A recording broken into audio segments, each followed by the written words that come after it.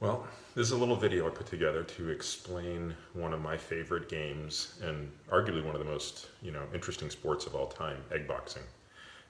Egg boxing got its origins when I was probably 13 years old.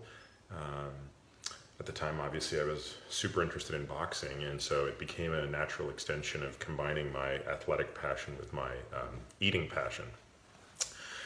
I want to explain to you kind of the origins of the game, some of the luminaries of the sport, and ultimately, of course, show you how the game works. So basically it started when I was paying attention to the fact that whenever you were breaking two eggs, it wasn't always apparent which one was going to break. And sometimes you could have two eggs and you'd hit them, and the guy that would win, meaning the one that didn't break, he would go on to defeat subsequent eggs, maybe 5 times in a row before he would ultimately succumb. And so I came up with this model, which was every egg was a heavyweight boxer, and each time that an egg successfully managed to break another egg, that was like a title defense. Now, for those of you who may be interested in the history of boxing, of course, Joe Louis is considered one of the greatest boxers of all time, and certainly one of the greatest and most influential heavyweights of all time. Joe Louis was 12 years champion, made 25 title defenses. And so in the back of my mind, that became kind of the benchmark. Could there ever be a Joe Louis of eggs? Could there be an egg that could break 25 consecutive eggs? And since you're rarely making 25 eggs at a time, what would happen is after let's say you were making 6 eggs, if you had a guy that won 6, you'd just mark on him that he had won 6. He would get to sit in a separate place, and I made a little heavyweight championship belt for the egg so that the reigning champion would always have his belt and he would be sitting in the appropriate spot. And I think over probably the next 7 years, or it took about 7 years before I finally found my Joe Louis, but then I did, circa 92, 93, encounter an egg that finally went 25-0 before ultimately succumbing. But of course, all of this paled in comparison to the egg that would sort of change my life in 2007. This egg, which I kind of refer to as the Ramanujan of eggs, I mean, just from another planet. He won so many consecutive bouts that it was actually hard to keep track. We were into the low thousands of consecutive victories. He had his own special place in the refrigerator such that nobody would ever mistakenly, break him on the side of a, bowl or something like that.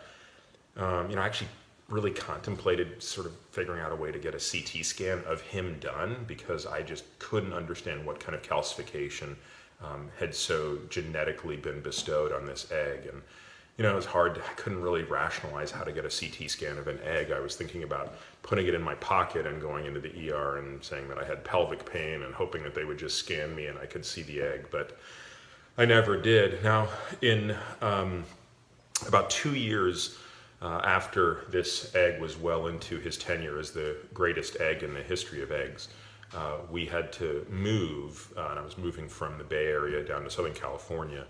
And undoubtedly the most traumatic part of this move was figuring out how I was going to get this egg down. And so I constructed a specially designed cooling unit with a little special chamber in it that would hold the egg and completely buffer any movements, because obviously he had to be out of refrigeration for some period of time. And once we made it successfully down to Southern California,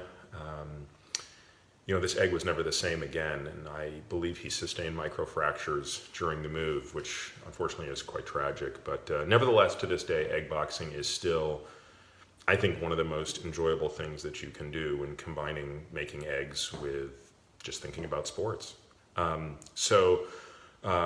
Here's the way it works. You're going to take 2 eggs, and the 2 eggs get banged together side to side. So you just have to have equal surface contact. So you can't take the pointy part of an egg into the side. That's an unfair match. This one's always going to win in that situation.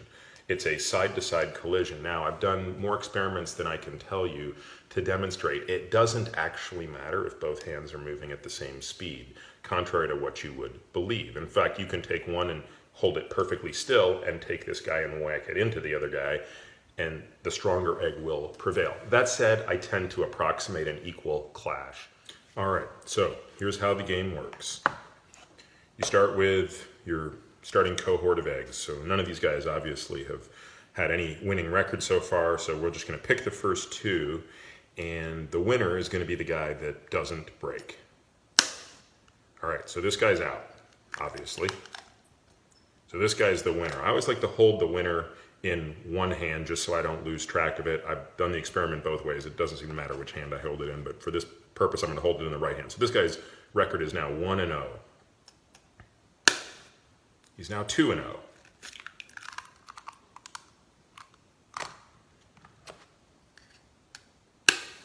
He's 3-0. This guy could be a contender. He's not a paper champion, not a one-hit wonder. Oh, he's 4-0. Now, the problem with this game is sometimes you end up making more eggs than you want because the momentum is building and you just can't stand to see, like, how far is this guy going to go? Am I going to miss out? Wow, look at this guy, 5-0.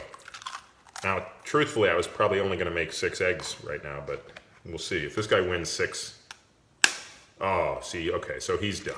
So this guy was a 5-egg champion.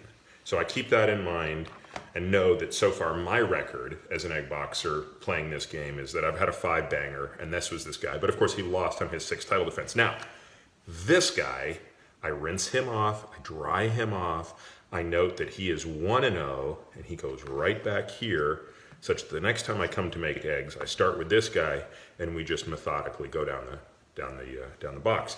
And so what's going to happen is, over the rest of my life, I'm just going to continue this from box to box to box. And as I said, put it this way, it's pretty rare to get a 12-banger. I mean, I've probably only had about 4 or 5 eggs in my life that have gone 12-0. As I mentioned, I had the Joe Louis guy that went about 25-0. And then, of course, Ramanujan was in his own league. So anyway, that is egg boxing. I would encourage you to play this game. I would encourage you to develop your own championship belts. And just, love to know what others are doing in this sport.